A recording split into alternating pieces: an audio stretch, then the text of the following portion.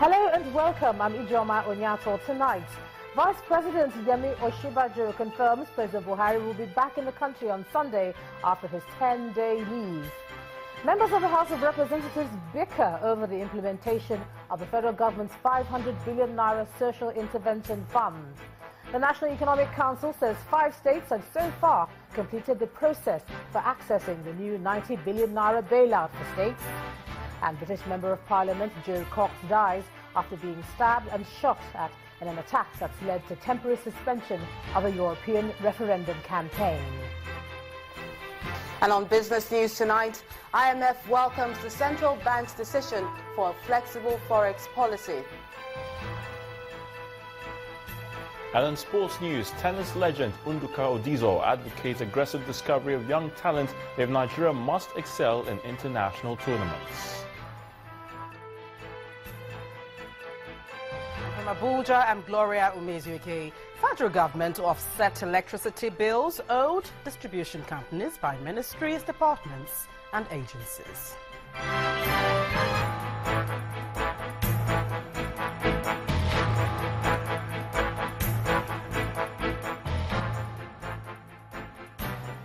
The president is expected back in Nigeria on Sunday after a 10-day vacation in London. The Vice President, Professor Yemi Osinbajo, made this known to State House correspondents just before the National Economic Council meeting at the presidential villa. The Vice President said he spoke with the President and confirmed that he is in good health. President Muhammadu Buhari jetted out of the country on June the 6th on what the Special Advisor on Media described as a routine vacation. There's no point he's returning, rushing back on Friday or anything like that. He decided might as well just take the weekend off and be back on Sunday. He's okay ready, now, sir? Ready, oh yes, he's in perfect health. Ready to resume work on Monday morning. And I think that's the appropriate thing. Mr. President is in good condition. He's fine. He's very well. I think he should take a day or two off in London, rest a bit, and then come back hale and hearty on Sunday and be ready for work on Monday. So we expect him back on Sunday. Thank you, Your Excellency. Vice President Professor Yemi Osinbajo. The House of Representatives has directed a joint committee to ensure that the framework and details of the 500 billion naira social intervention fund is made available to it by the Office of the Vice President. This directive, which came as a motion of urgent national importance, led to a heated debate among the lawmakers. While some members supported the bill and sought that the federal government stops further disbursements of the fund, others opposed calls for the program to be stopped. Some of the 5.5 million school children that will be benefiting from the school feeding program being funded by the federal government. This is part of the 500 billion naira social intervention fund approved by lawmakers in the 2016 budget. This lawmaker believes no proper structure has been put in place for the welfare program to succeed. There is an urgent need for the federal government to stop the development of the fund until framework has been provided for the said disbursement. This led to a heated debate. The first thing we need to demand is a very clear legal framework. A legal framework that will guide most of the decisions we are doing. And I fault this House.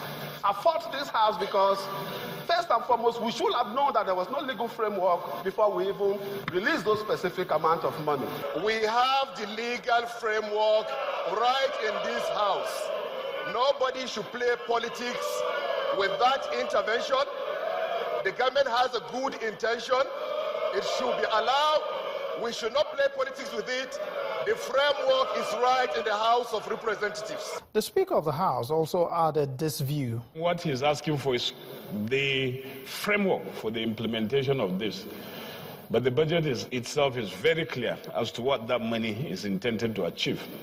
Eventually, the motion, which sought for a joint committee of the House to compel the special advisor to the Vice President on social investment to make available the framework and details of the program to the House, was put to a vote.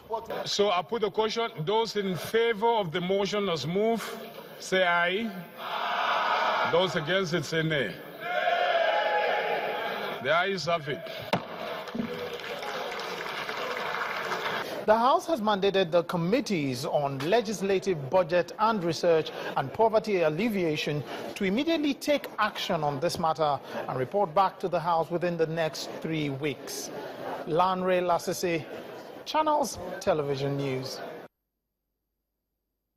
A bill seeking to amend the Public Procurement Act 2007 has been passed by the Senate.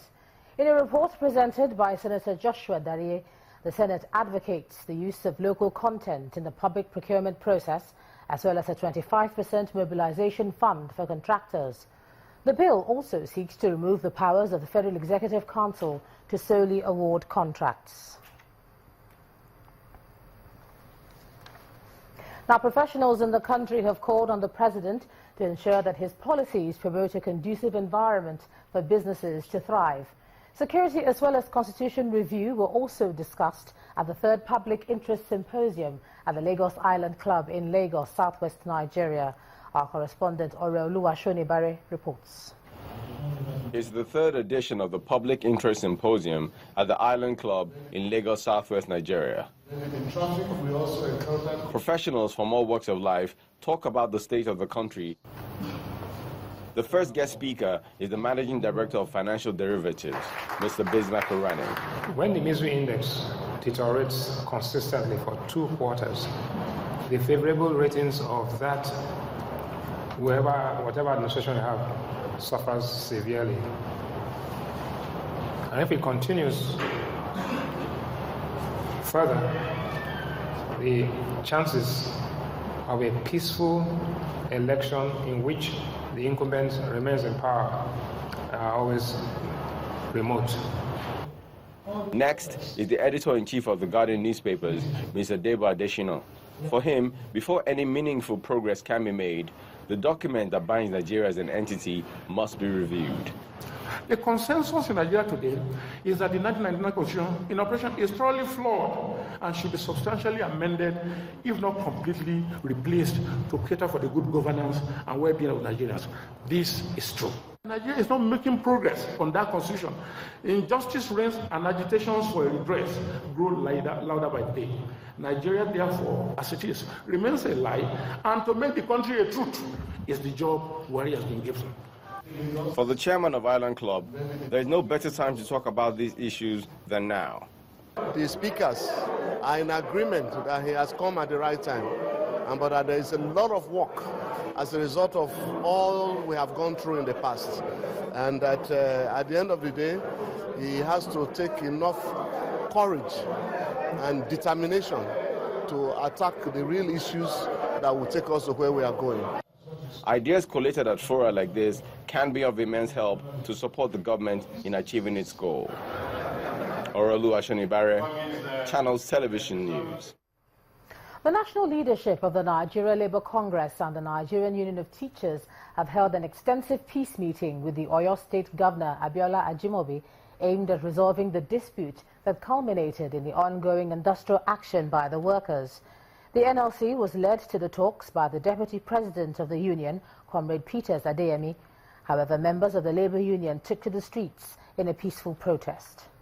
Members of the Nigeria Labour Congress and other affiliate unions on the streets of Ibadan, the Oyo State capital, they say they are a peaceful group asking for their rights. In this case, their 7-month salaries. Between the workers and the government, there is a social contract of provision of service and contract of payment of salaries. For the past 6 months, Oyo State workers have provided their services. Government has reneged in fulfillment of its obligation. The truth of the matter is that even when workers were paid, they are not able to survive. Not to talk of the fact that for 7 solid months, this is the 7th month, Oyo State workers have not been paid. Then you have to pay us interest for holding the money without our consent. Elsewhere, the state governor, Abiola Ajimobi, is on tour of ministries and parastatals to know who's working and who's not.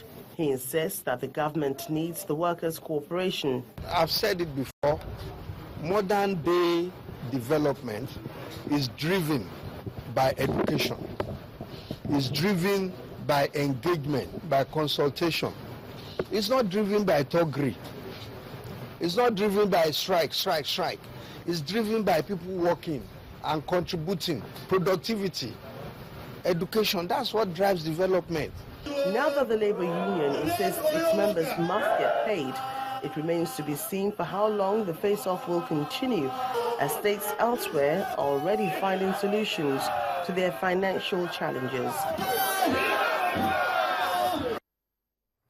In part two, after the break, only 5 states have met the conditions for accessing the fresh 90 billion naira loan to state governments, and I'll be joined by an economist, Odilin Enwebara. That's in a moment. Stay with us.